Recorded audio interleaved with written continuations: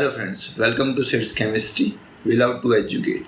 In the last sessions, we learned about the average rate of reaction and instantaneous rate of reaction. Now, what is chemical kinetics? Chemical kinetics are the study about the rate of a reaction, the speed of the reactions. So, in this session, we are going to learn about different factors which are influencing the rate of reaction. We will also go for the learning about rate expression. So, welcome to the next session of the SIDS Chemistry and Chemical Kinetics. We love to educate. Enjoy the session. Thank you. Hello friends, welcome to SIDS Chemistry. We love to educate. Over the screen, we have checklist.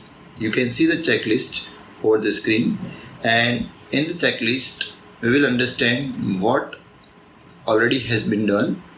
जो हमने आज तक पढ़ा है उसका हमने एक checklist यहाँ पे बना के रखा है। आपको चेकलिस्ट ध्यान से देखना है। अगर हो सके तो हर एक चैप्टर के पहले या बाद में आप एक चेकलिस्ट ऐसा बिल्कुल जो है वो बना के रखिए।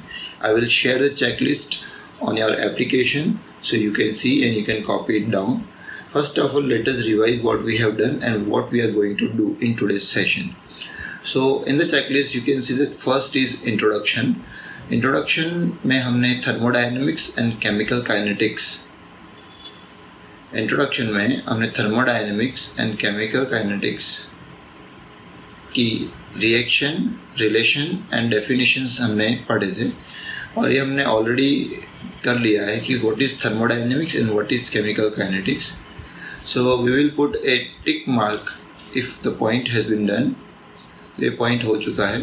Then we understood about definition of chemical kinetics. So definition of chemical kinetics भी हो चुका है. डेफिनेशन क्या होता है? Definition it means it is the study of the speed of the reaction. So ये हमने कर लिया है. Then the type of reaction depending upon the speed. So we have already done types of reaction depending on the speed. That is very fast reaction, very slow reaction and moderate reaction. Then second point जो study का है that is rate of chemical reaction, and it is a average rate of reaction, instantaneous rate of reaction, units of rate of reaction. तो हमने ये जो points है average rate of reaction, instantaneous rate of reaction and unit of rate of reaction वो भी हमने कर लिए हैं, और इसके साथ साथ हमने इसके न्यूमेरिकल्स भी सॉल्व कर लिए हैं. How to find the average rate of reaction from the given data and how to find the instantaneous rate of reaction from the given data. So dear friends, we are moving toward the third point today, and third point is factors influencing the rate of reaction.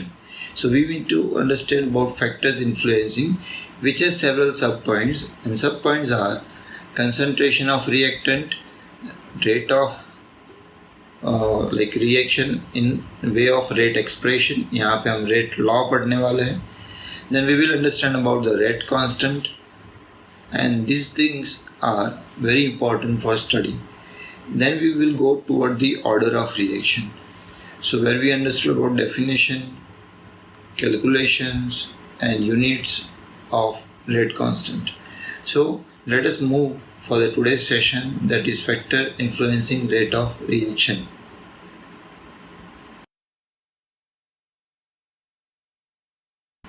Factors influencing rate of reaction can be understood by different factors and understanding all the factors. Actually, factors affecting rate of reaction includes concentration of reactant and temperature at most. So हमें temperature और concentration of reactant को समझना है, and सबसे पहले आप अपनी session notebooks में ये पॉइंट को ऐड कर लीजिए, that is factors influencing the rate of reaction. Factors influencing the rate of reaction. Now factors में सबसे पहला फैक्टर है that is dependence of rate on concentration.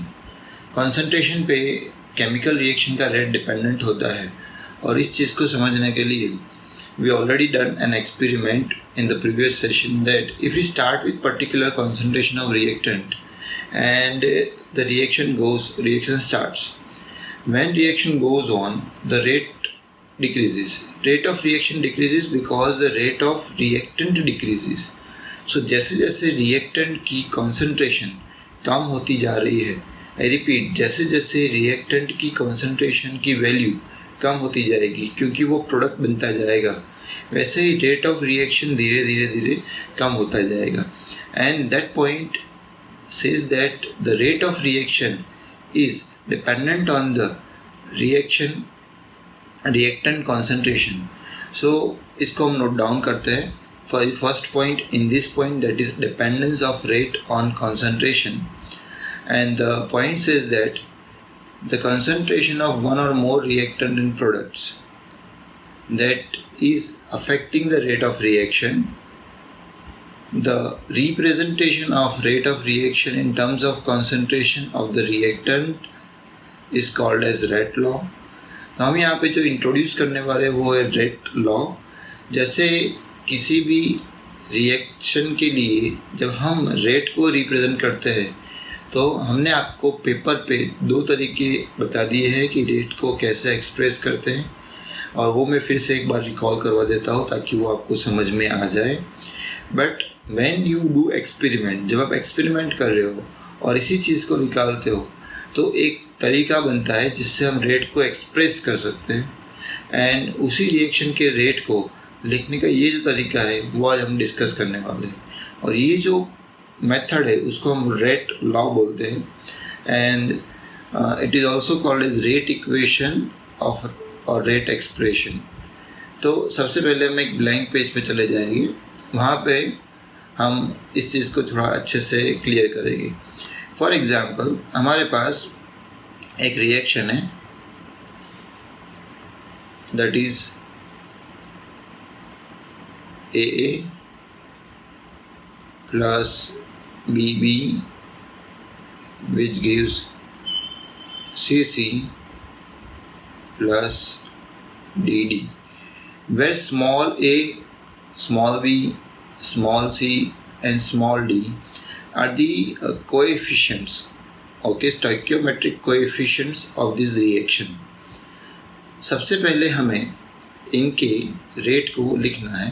तो रेट लिखने के जो भी तरीके हैं हम यहाँ पे मेंशन करते हैं. First of all, very first way to write down the rate of a reaction. So अगर हमें इसका रेट मेंशन करना है तो we can simply write that delta of R upon delta T.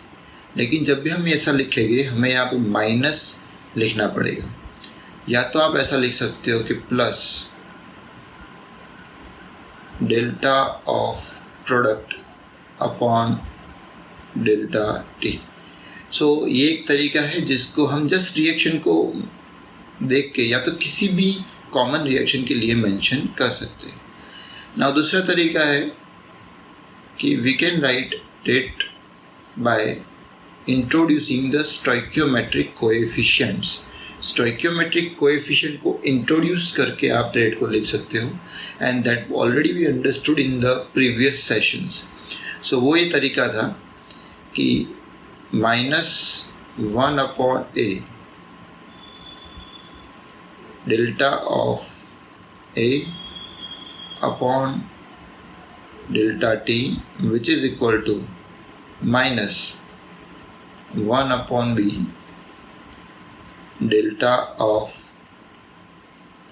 b upon delta t, which is also equals to plus 1 upon c, small c, delta of c upon delta t, which is equal to plus 1 upon d, delta of d upon delta T.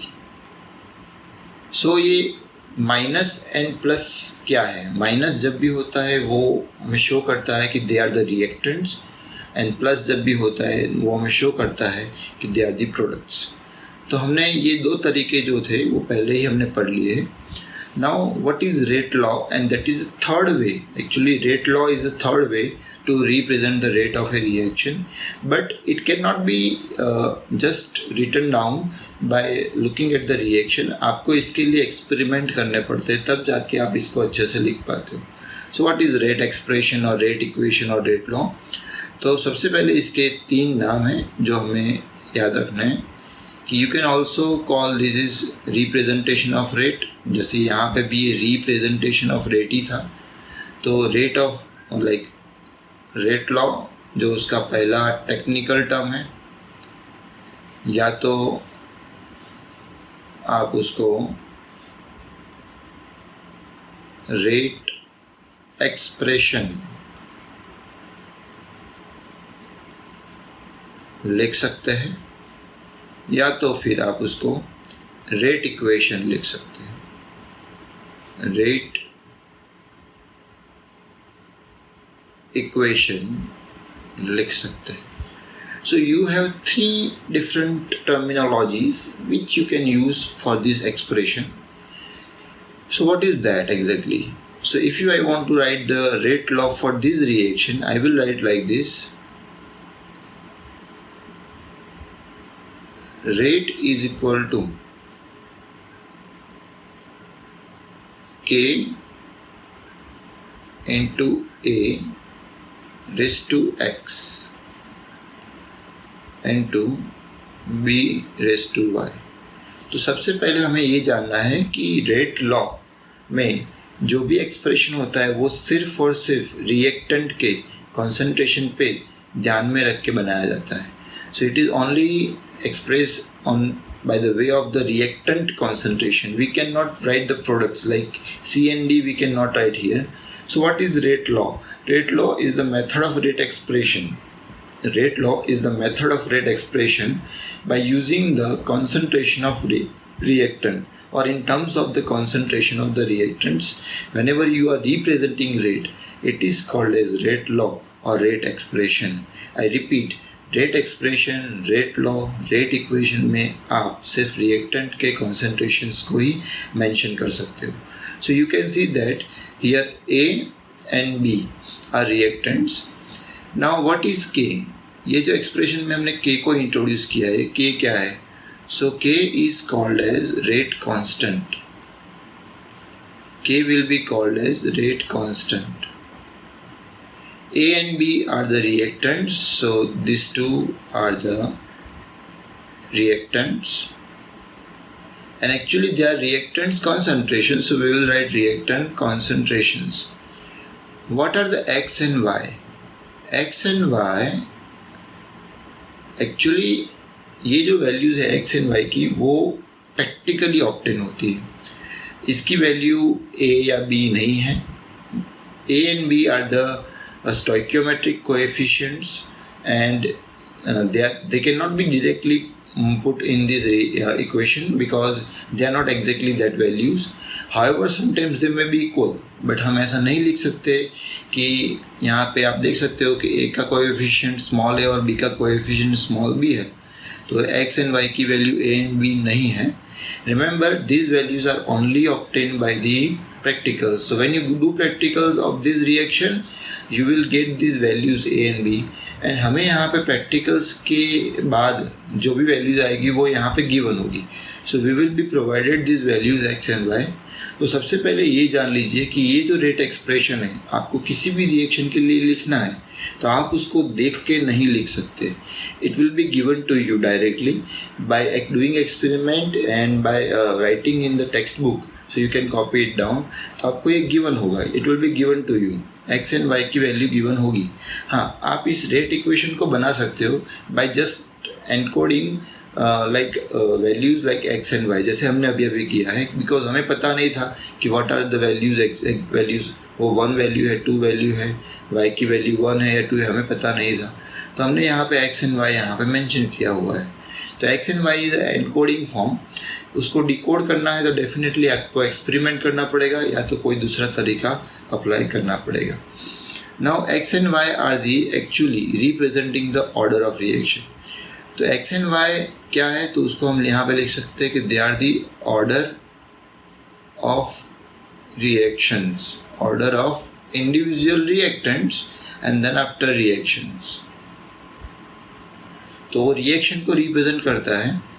It means अगर मैं simple तरीके से बताऊँ तो x क्या है, so x is rate of reaction with respect to, means इसको हम बताएंगे कि it's order of reaction. Definitely it's order of reaction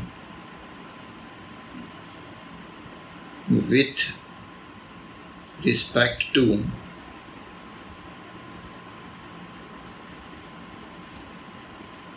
A, with respect to A. What is Y? Y is the order of reaction with respect to B. So B के respect में इस reaction का order हो जाएगा Y. Then if I write what is the full order of reaction, so अगर हम ऐसा लिखें कि x plus y, then it will be called as order of reaction itself or total order of reaction. So हम ऐसा लिख सकते हैं कि भाई total, excuse me, it will be called as total order of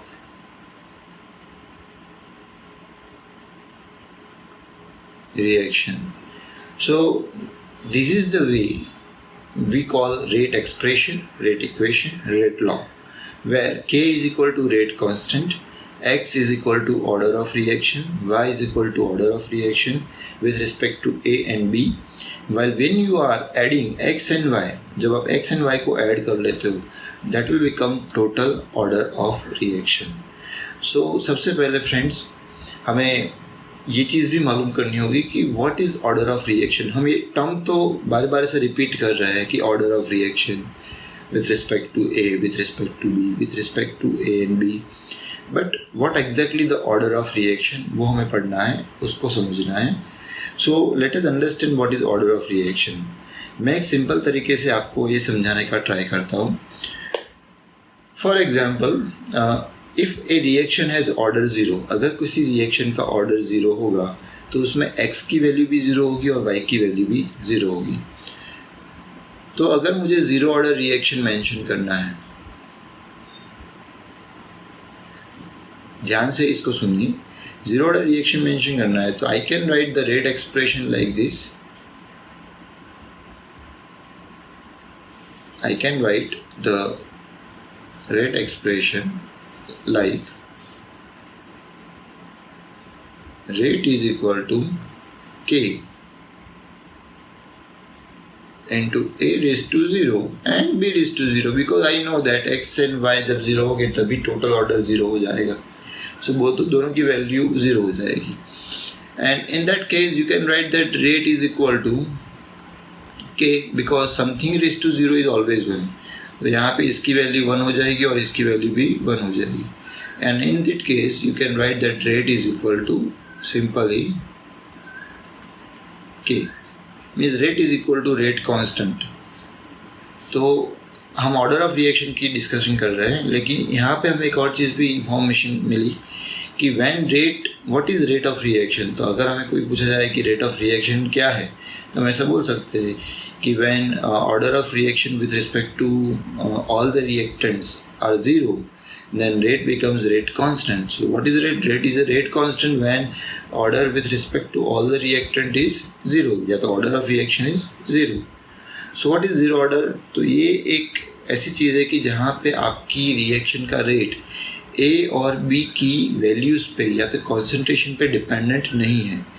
आपकी रिएक्शन का order A and B के कॉन्सेंट्रेशन पे डिपेंडेंट जब नहीं है, then you can say that it is a zero order reaction. इसका एक प्रैक्टिकल मीनिंग ये हुआ कि you are adding whatever the quantity of reactant. आप कितना भी रिएक्टेंट स्टार्ट में ऐड कर रहे हो, लेकिन रिएक्शन के स्पीड को कोई फ़र्क ही नहीं पड़ रहा है. रिएक्शन की स्पीड सपोज x टाइम्स है, आप रिएक्टेंट का कॉन्सेंट्रेशन डबल कर दोगे तो भी रिएक्शन की स्पीड जो है वो x टाइम्स ही रहेगी, उसकी स्पीड जो भी डिफाइंड है वही रहेगी। उसको रिएक्टेंट के कॉन्सेंट्रेशन को बढ़ाने से या तो कम करने से कोई फ़र्क नहीं पड़ रहा है। फॉर एग्ज़ाम्पल, अगर मैं एक ऐसा हमारे पास व्हीकल है जो 80 किलोमीटर की स्पीड से ज़्यादा है, तो उसकी स्पीड क्या हो गई 80 किलोमीटर पर आवर। अब आप उसमें ज़्यादा पेट्रोल भी एक गाड़ी में ऐड करवा दो या तो कोई भी व्हीकल में ऐड करवा दो या कम पेट्रोल ऐड करवा दो, लेकिन उसकी जो स्पीड है वो 80 किलोमीटर ही रहेगी बाय डिफ़ॉल्ट, उसमें हम चेंज नहीं कर पाएंगे। अगर ऐसा होता है तो that reaction is called as zero order reaction, because reactant you are adding, petrol you are adding, it is whatever the quantity you are adding, but the rate of reaction speed यहाँ पे उससे ज़्यादा नहीं बनने वाली है। तो that reaction is called as zero order reaction. हमारे सराउंडिंग में ज़ीरो ऑर्डर रिएक्शन बहुत सारे होते हैं। एक एग्जांपल लेके मैं आपको समझाता हूँ कि sunrise and sunset with respect to human beings. Sunrise and sunset with respect to human beings माने कि अगर आपको दिन में अगर आप सुबह 7 बजे उठ जाते हो, वेकअप हो जाते हो, then when you wake up at 7 o'clock, so like sunrise already happened, okay, but if you want to wake up at 10 o'clock, 10 in the morning, then it is not possible that sunrise will happen also late, sunrise भी late होगा। तो अगर आप सन को ऐसा बता पाओगे कि भाई आज मुझे लेट उठना है, सुबह जल्दी नहीं उठना है और लेट उठना है, तो सन को क्या आप इतना इंसिस्ट कर पाते हो कि आप भी लेट आ जाओ? No, it is not possible, actually it is not possible. So अगर आपकी इच्छा के अनुसार सन काम नहीं कर रहा है, उसकी स्पीड मेंटेन है, वट एवर द स्पीड ही और इट कीप्स वो मेंटेन है, तो वो आप पे डिपेंडेंट नहीं है, आपकी इच्छा पे डिपेंडेंट नहीं है। इसके लिए उसकी जो रिएक्शन की स्पीड है उसको हम ज़ीरो ऑर्डर रिएक्शन बोलेंगे। किसी भी ह्यूमन बीइंग के कारण उसकी स्पीड में कमी या तो लाइक स्पीड बढ़ नहीं सकती है। वो डेफिनेटली कुछ फैक्टर पे डिपेंडेंट होता है, लेकिन वो ह्यूमन बीइंग की किसी भी इच्छा और अनिच्छा पे वो डिपेंडेंट नहीं होता है। And therefore sunrise and sunset are already zero order reaction with respect to human beings.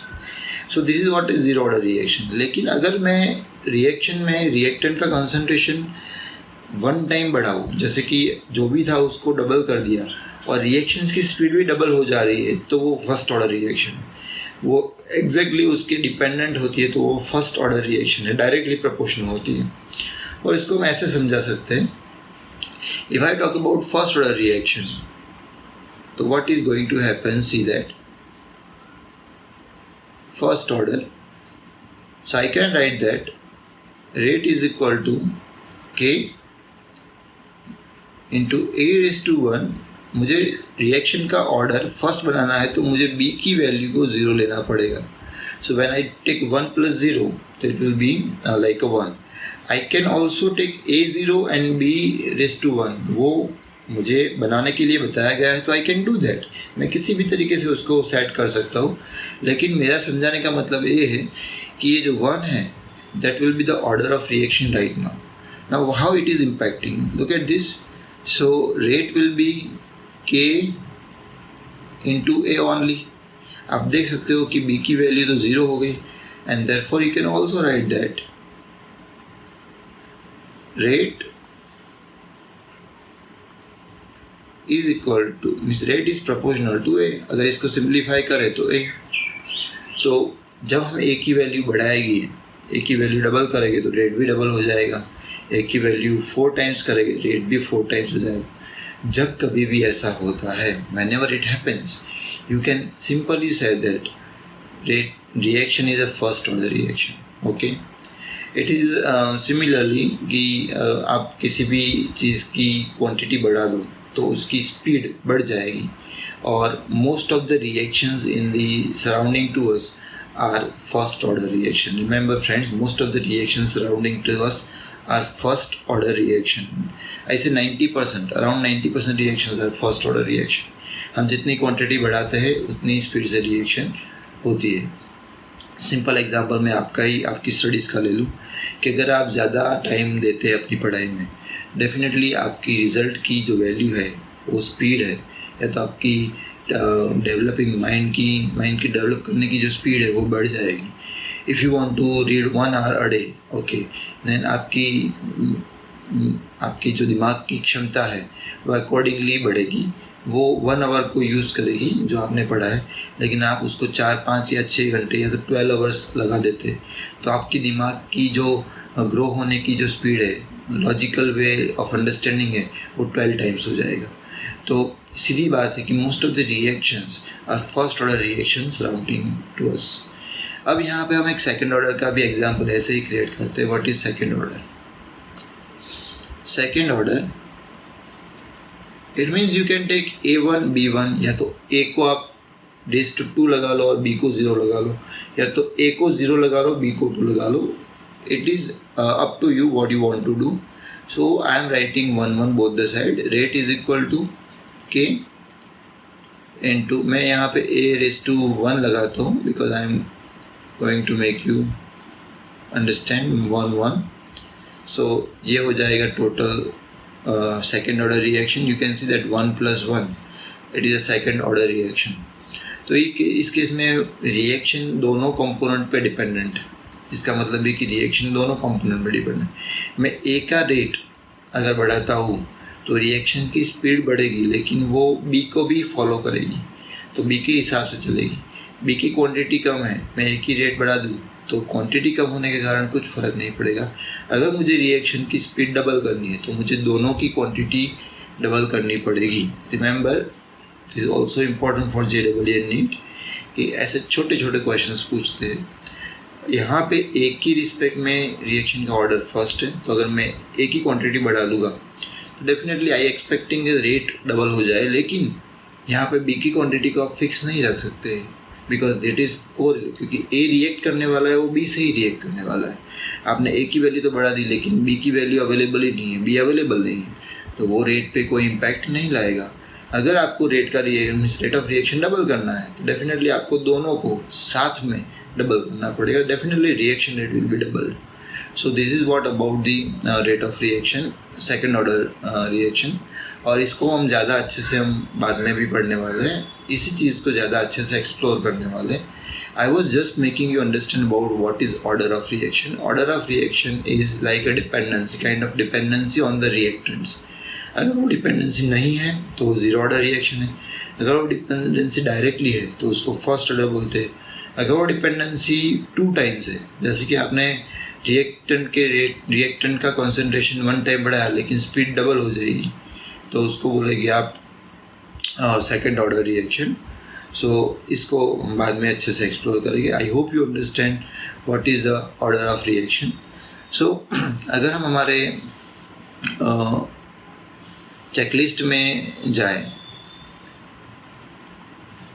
तो you can see that in the checklist we understood about concentration of the reactant, rate expression that is rate law and rate constant. Rate constant भी आपने इसमें अच्छे से समझ लिया है. I hope you understand these things, so we can go further for the understanding about the order of reaction, definition and calculation.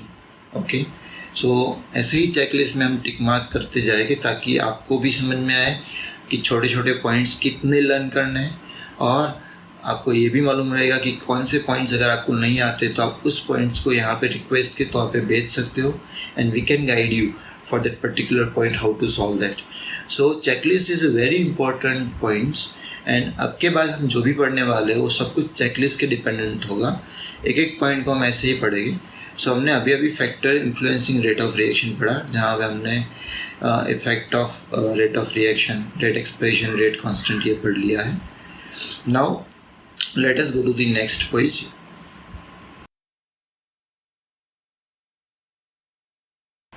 Okay friends, so let us understand order of a reaction. Order of reaction आज समझेंगे.